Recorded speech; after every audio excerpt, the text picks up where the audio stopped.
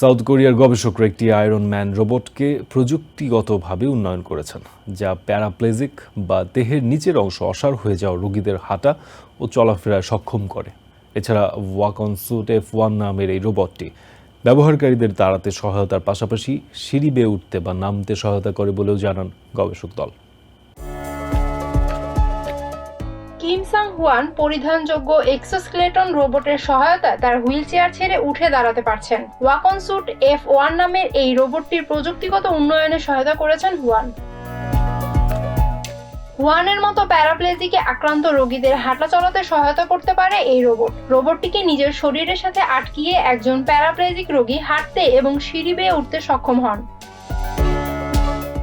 পরিধানযোগ্য এই রোবটটি তৈরি করেছে কোরিয়ার advance institute of science and টেকনোলজির এক্সোস্কেলেটন ল্যাবরেটরির একদল গবেষক। অ্যালুমিনিয়াম এবং টাইটানিয়ামে তৈরি পোশাকটির ওজন 110 পাউন্ড। 12টি ইলেকট্রনিক্স মোটরের সাহায্যে চালিত এই রোবটটিকে আয়রন ম্যান সিনেমা থেকে অনুপ্রাণিত হয়ে উন্নয়ন করেছেন গবেষক পার্ক জাং সু।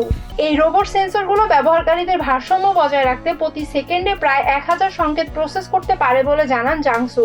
প্রতিবন্ধী ব্যক্তিদের দৈনন্দিন জীবনে নির্বিঘ্নে চলাচলের লক্ষ্যে এমন একটি রোবট তৈরি করা হয়েছে। কিম সম্প্রতি সাইকন প্রতিযোগিতায় ওয়াক অন স্যুট F1 রোবটের ব্যবহার প্রদর্শন করে এক্সোস্কেলেটন বিভাগের একটি স্বর্ণপদক জয় করেন। Humaira Ira, TVN24 news desk.